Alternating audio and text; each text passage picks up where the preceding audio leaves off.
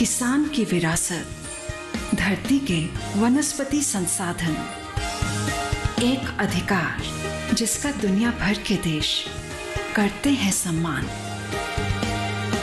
आज भारत उन अधिकारों को दे रहा है नए मुकाम, ताकि और बढ़े किसानों की वंशागत किस्मों की पहचान का अभियान।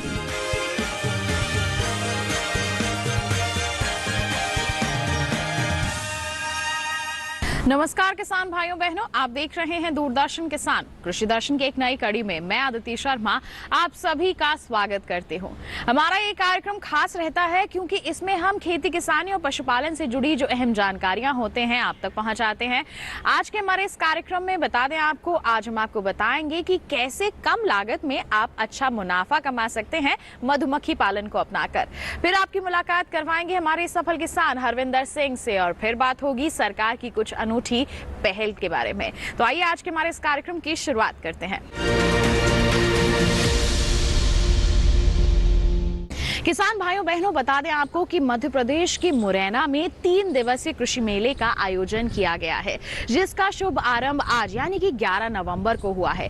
इस कृषि मेले का जो आयोजन है केंद्रीय कृषि एवं किसान कल्याण मंत्री श्री नरेंद्र सिंह तोमर जी की अध्यक्षता में किया जा रहा है।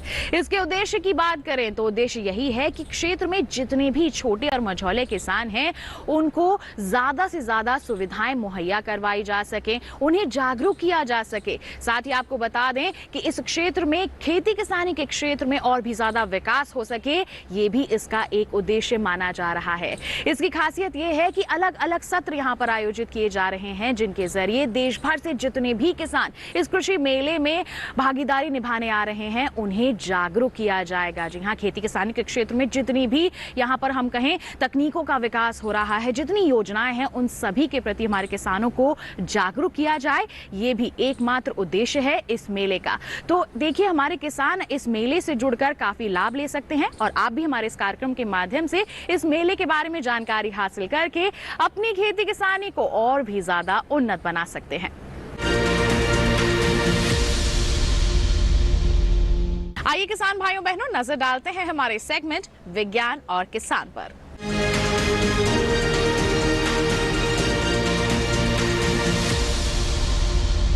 हमारे सेगमेंट में आज बात होगी मधुमक्खी पालन की। मधुमक्खी पालन एक ऐसा व्यवसाय है जिसमें आप एक कम लागत में अच्छी कमाई अर्जित कर सकते हैं। जी हाँ, कुछ बड़े तामझाम की जरूरत नहीं है, छोटे से स्तर पर ही आप इसकी शुरुआत कर सकते हैं और धीरे धीरे अपने क्षेत्रफल को आप बढ़ा सकते हैं। तो किस तरह से हो सकता है ये संभव, किस तरह से आपको तैयारियां करनी है, आइए जाने सेगमेंट विज्ञान और किसान में।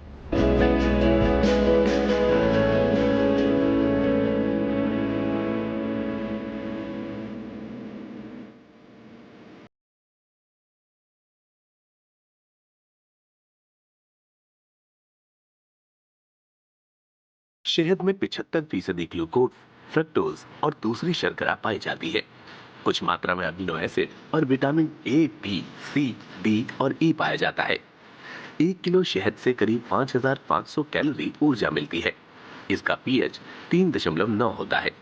यही वजह है कि कोई भी जीवाणु इसमें जीवित नहीं रह पाता। मधुमक्खियां फसलों के परागण में मदद करती हैं, इसीलिए ये उपज बढ़ाने के भी काम आती हैं। भारत में मधुमक्खी की मुख्य रूप से 4 किस्में पाई जाती हैं: Apis florea, Apis dorsata, Apis cerana, Apis mellifera.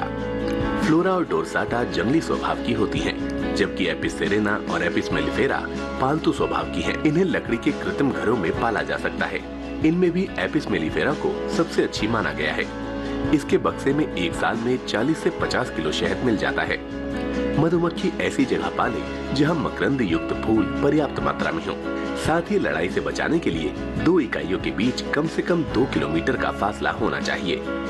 रानी मक्खी पूर्ण विकसित मादा है जो अपने लंबे उदर और छोटे पंखों से पहचानी जाती है। एक परिवार में एक ही रानी होती है जो एक दिन में 1200 से 1500 तक अंडे दे सकती है। ये 2 तरह के अंडे देती है, निषेचित अंडों से रानी और मजदूर मक्खियां, जबकि अनिषेचित अंडों से नर मक्खियां बनती हैं। रानी की उम्र 2 से 3 साल हो सकती है। नर मक्खी श्रमिकों से बड़ी और रानी से छोटी होती हैं। इनका शरीर मजबूत और चौड़ा होता है। क्योंकि इनमें पराग इकट्ठा करने के साधन और डंक नहीं होते, इसीलिए ये कोई काम नहीं करते। नर का जन्म प्रजनन काल से पहले होता है और संभोग के बाद इसकी मौत हो जाती है। इसकी उम्र करीब 2 महीने की होती है। श्रमिक मधुमक्खी सबसे छोटी होती है।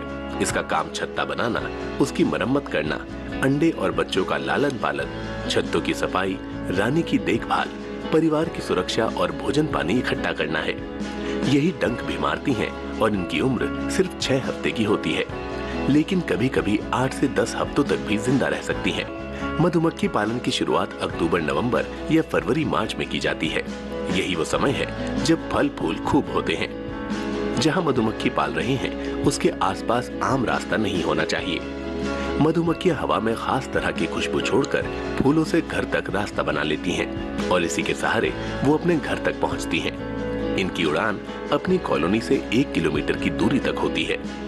बक्सों को गीली, नमीदार जगह और बिजली के तारों से दूर स्थापित करें। 2 परिवारों के बीच कम से कम 5 फुट का फासला रखें। जब भी पालने के लिए मधुमक्खी खरीदने जाएं, तो देख लें कि रानी नई और गर्भित है या नहीं। मधुमक्खी की अचानक जगह बदलना ठीक नहीं है, इससे वो रास्ता भटक सकती है। फिर भी जगह बदलनी पड़े तो शाम के समय बदलें, क्योंकि शाम को सब मक्खियां घर लौट आती हैं और बक्से का दरवाजा बंद कर दिया जाता है। बक्से की साफ सफाई बहुत जरूरी है। हर 15 दिन पर फ्रेम और बक्सों पर सल्फर का बुरकाव कर दें। ततैया श्रमिक मक्खियों को खा जाता है, इसीलिए आसपास ततैयों के छत्ते हटाते रहें। चींटियों का प्रकोप गर्मियों और बरसात में ज्यादा होता है। साथ ही दूसरे जानवर भी नुकसान पहुंचा सकते हैं। जब कोष्ठ 80% तक मोम से ढक जाए तो शहद निकालने का काम करें। ये काम साफ मौसम में ही करना है। शहद के लिए परत को छीलकर हटाना है और निष्कासन यंत्र में डालकर घुमाना है। इससे शहद बाहर आ जाएगा। फिर इसे मलमल के कपड़े से छान लें और बोतलों में भर लें।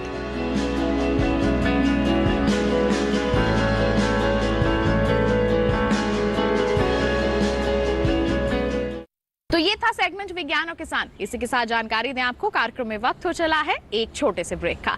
आप कहीं मत जाइए, ब्रेक के बाद हम आपको दिखाएंगे हमारा अगला सेगमेंट कृषि स्टार्टअप। बने रहिए दूरदर्शन किसान पर, देखते रहिए कार्यक्रम कृषि दर्शन।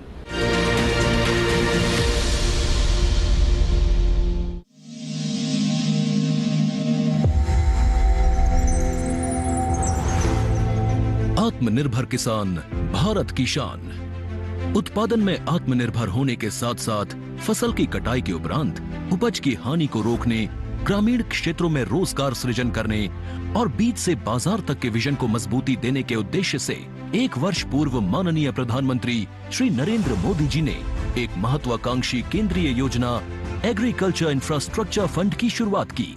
इस आधुनिक इंफ्रास्ट्रक्चर से कृषि आधारित उद्योग लगाने में एक बहुत बड़ा बदलाव आएगा और बहुत बड़ी गति आएगी। साथियों, अब हम उस स्थिति की तरफ बढ़ रहे हैं जहां गांव के कृषि उद्योगों से फूड आधारित उत्पाद शहर जाएंगे और यही तो आत्मनिर्भर भारत अभियान का संकल्प है। एग्रीकल्चर इंफ्रास्ट्रक्चर फंड से पात्र लाभार्थी गोदामों का निर्माण कर सकते हैं, छटाई या ग्रेडिंग इकाई, पैकिंग हाउस, सप्लाई चेन और कोल्ड चेन जैसी सुविधाएं या फिर प्राथमिक कृषि प्रसंस्करण केंद्र की स्थापना कर सकते हैं। इस योजना के तहत पात्र लाभार्थियों को 2 करोड़ रुपए तक के ऋण पर अधिकतम 7 वर्ष के लिए ब्याज में 3% तक की छूट दी जा रही है। ऋण पुनर्भुगतान के लिए 6 महीने से 2 वर्ष तक मोरेटोरियम की सुविधा भी उपलब्ध है। इस योजना ने अब तक सफलता की कई मिसालें कायम की हैं, जैसे कि मध्य प्रदेश के लाभार्थी श्री विपिन त्रिपाठी ने एग्रीकल्चर वेस्ट से बायोफ्यूल बनाने का इनोवेटिव प्राइमरी प्रोसेसिंग सेंटर लगाया है। लोन मिलने की वजह से हम समय पर सारी मशीनों का प्रोक्योरमेंट और सारा सिविल वर्क टाइम पे करवा पाए, जिससे ये प्रोजेक्ट को लगाना संभव हो पाया। राजस्थान के लाभार्थी श्री यशवर्धन मुंद्रा ने सॉर्टिंग एंड ग्रेडिंग यूनिट लगाकर रोजगार के अवसर पैदा किए हैं। कर्नाटक की महिला उद्यमी श्रीमती ममता वी ने प्राइमरी प्रोसेसिंग सेंटर लगाकर प्रगति की नई राह चुनी है।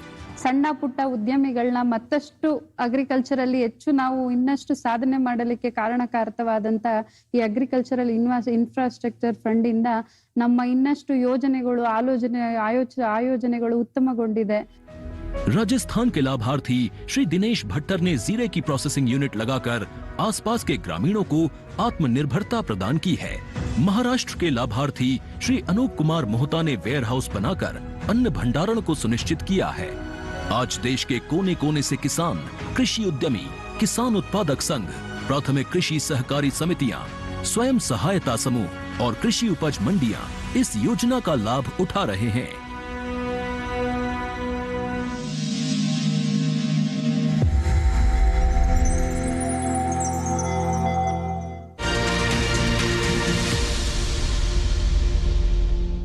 ब्रेक के बाद दूरदर्शन किसान के कार्यक्रम कृषि दर्शन में आप सभी का फिर से स्वागत।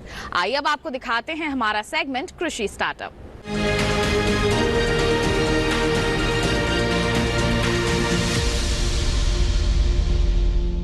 किसान भाइयों बहनों, अब कार्यक्रम में वक्त है हमारे सफल किसान से मुलाकात करने का। तो आज के सेगमेंट में हम आपको ले चलते हैं पंजाब में। वहां पर है हमारे सफल किसान हरविंदर सिंह। बता दें आपको कि ये जैविक खेती से जुड़े हुए हैं। इन्होंने जैविक खेती को अपने लिए फायदेमंद तो बनाया ही है, साथ ही साथ अन्य किसानों को भी इसके प्रति बढ़ने के लिए प्रोत्साहित कर रहे हैं। आइए इनसे मुलाकात करते हैं, जानते हैं कैसा रहा है इनका कामयाबी का सफर।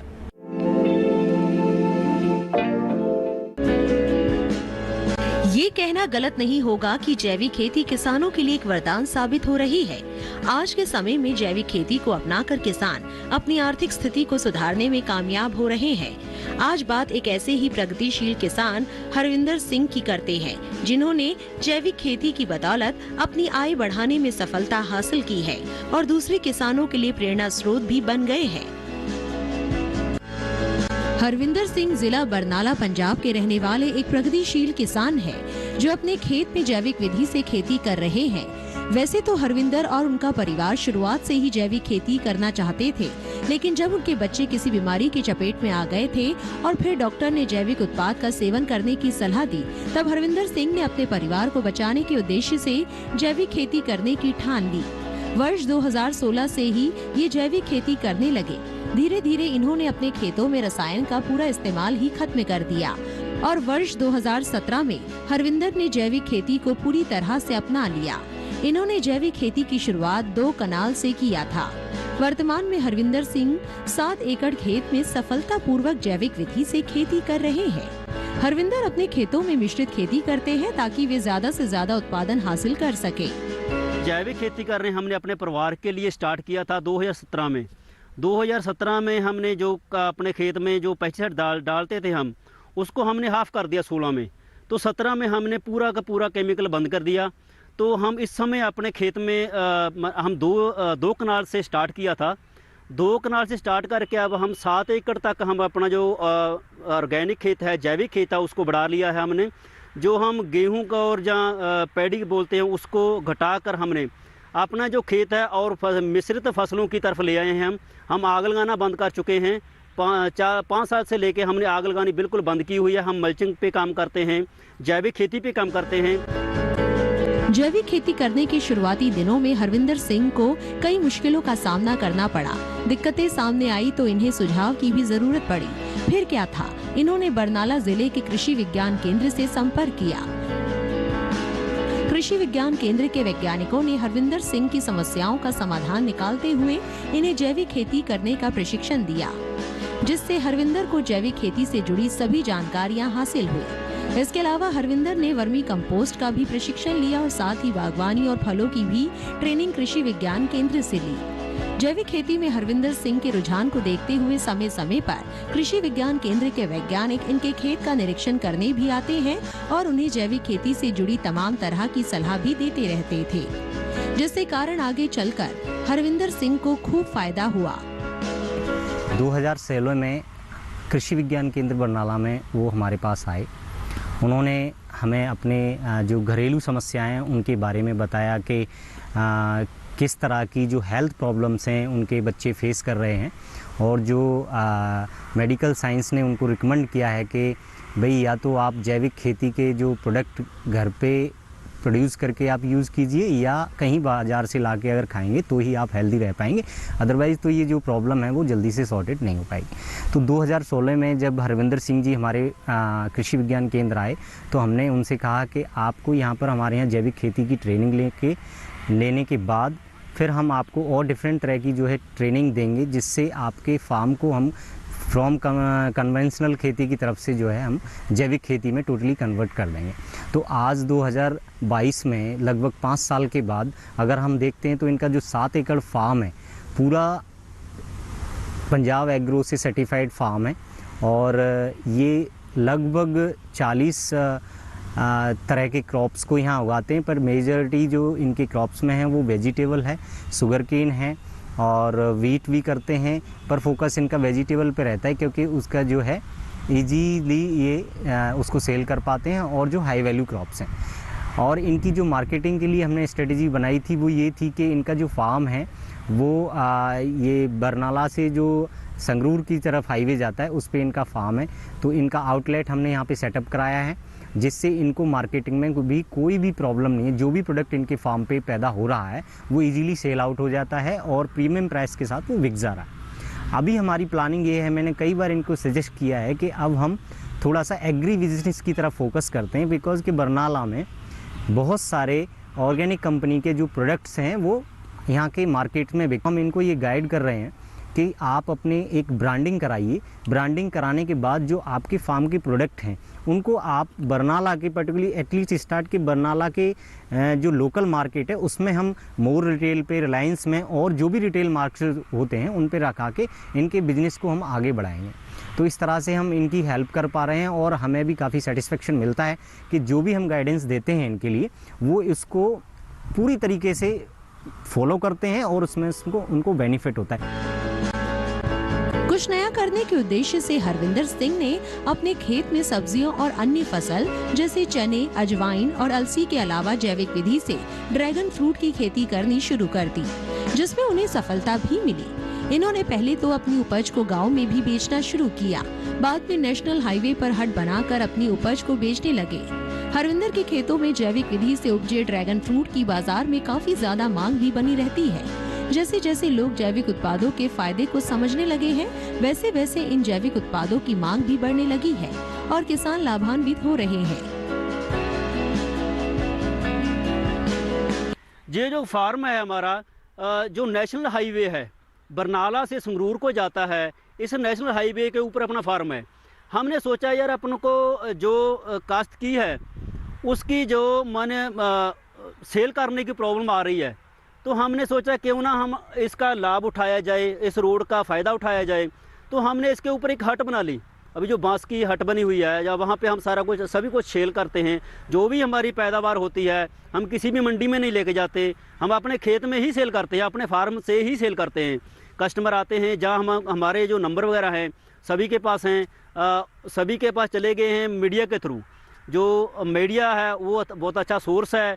वैसे हम जो भी चीज़ अपने पास है उसको बेचने के लिए हमने मीडिया में थोड़ा किया कि हम चलो मीडिया के आगे रख दिया कि हमारा ये नंबर है, हम ये जैविक खेती करते हैं, हमारे पास जे प्रोडक्ट होते हैं।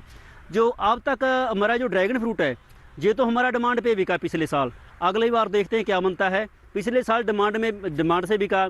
अभी जो हमने चने लगे हुए हैं, अलसी लगी हुई है हमारे पास, और हमारे पास मसरी लगी हुई है, अजवाइन लगी हुई है। तीनों चारों चीज़ों की जो सेल है उसकी तो कोई प्रॉब्लम नहीं है, वो तो हमारे अभी डिमांड है उनकी, तो बिक ही चुके हैं मानो के चलिए। जो हमारे पास सब्जियां हैं इनको बेचने के लिए हमने अपनी हट तैयार की हुई है, जहां पे हट पे बेचते हैं। वर्ष 2017 से जैविक खेती कर रहे हरविंदर सिंह अपने अनुभव को किसानों से साझा करते हैं।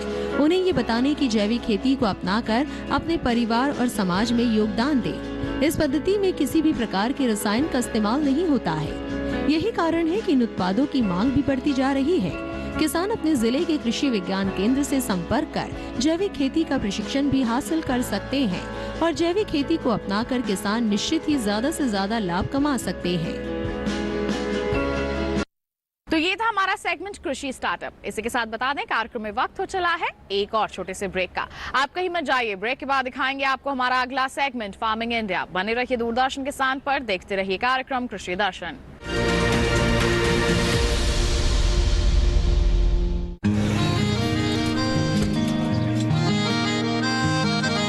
क्या बात है भाई, आजकल तो काफी खुश नजर आ रहे हो। क्यों ना हो, अब मैं ऑर्गेनिक खेती जो कर रहा हूँ ये पूरा प्राकृतिक है, ऑर्गेनिक है। इसमें हमारे खेत, हमारी फसल और हमारी जेब सब फायदे में होते हैं और इसमें लागत भी कम है। जी हाँ, आप भी ऑर्गेनिक खाद का प्रयोग करें, अपनी फसल और मिट्टी को तंदुरुस्त बनाएं और आपकी आमदनी में इजाफा करें। अधिक जानकारी के लिए किसान call centre toll free number 1800-180-1551 पर कॉल करें और लॉग ऑन करें kisan.gov.in और farmer.gov.in। कृषि और किसान कल्याण मंत्रालय द्वारा किसान हित में जारी। ब्रेक के बाद दूरदर्शन किसान के कार्यक्रम कृषि दर्शन में आप सभी का फिर से स्वागत। आइए अब आपको दिखाते हैं हमारा सेगमेंट फार्मिंग इंडिया।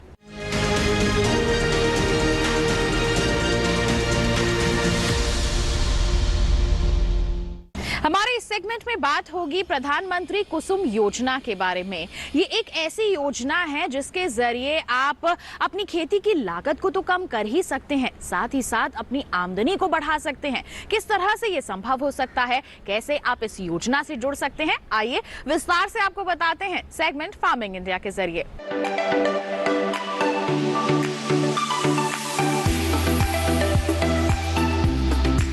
सरकार ने फरवरी 2019 में प्रधानमंत्री किसान ऊर्जा सुरक्षा एवं उत्थान महाअभियान पीएम कुसुम योजना शुरू करने की मंजूरी दी थी। इस योजना का मकसद सौर ऊर्जा क्षमता विकसित करने में किसानों की मदद करना है। इससे किसानों को आय बढ़ने के साथ ही खेती के लिए पानी की जरूरत पूरी होगी। इसके जरिए वर्ष 2022 तक 30.8 गीगावाट बिजली उत्पादन का लक्ष्य रखा गया है। इस योजना के तहत किसानों को सब्सिडी पर सोलर पैनल मिलते हैं जिससे वे बिजली बना सकते हैं। जरूरत भर बिजली का इस्तेमाल करके वे बाकी को बेचकर अतिरिक्त आय भी हासिल कर सकते हैं। इस योजना में 20 लाख किसानों को सोलर पंप बनाने में मदद की जाएगी। 15 लाख किसानों को ग्रिड से जुड़े सोलर पंप लगाने के लिए धन मुहैया कराया जाएगा। इस योजना पर सरकार ने 34,422 करोड़ रुपए खर्च करने का ऐलान किया है। पीएम कुसुम योजना के 3 घटक हैं। पहला, विकेंद्रित ग्रिड से जुड़ी 10,000 मेगावाट की क्षमता के सोलर पावर प्लांट स्थापित करना, जिसमें हर प्लांट की क्षमता 2 मेगावाट तक की होगी। दूसरा घटक 20 लाख सौर ऊर्जा चालित कृषि पंपों की स्थापना। 15 लाख किसानों के सिंचाई पंप को सोलर पंप से जोड़ना।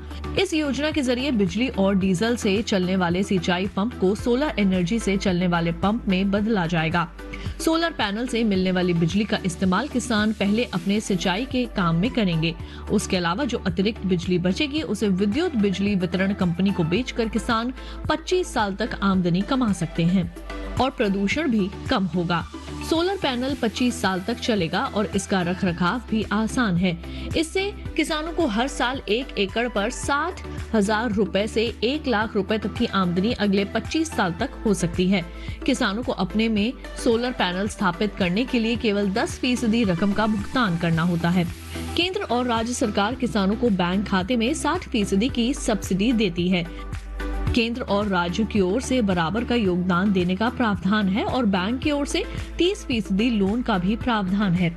इस लोन को किसान अपने होने वाली आमदनी से भी आसानी से भर सकते हैं।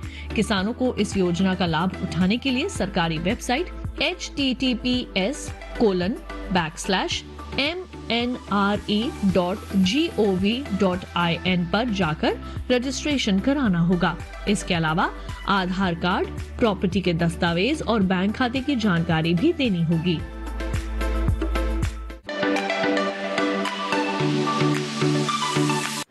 अनंत असीम प्रकृति और उसमें निहित जीवन के रहस्यों के गूढ़ स्रोत, प्लांट जेनेटिक रिसोर्स। अपनी बायोडायवर्सिटी के संरक्षण और संवर्धन के लिए भारत पूरी तरह संवेदनशील है। वैज्ञानिक दृष्टि और समृद्ध कृषि परंपरा के साथ भारत जैविक विविधता के संरक्षण के लिए प्रतिबद्ध है।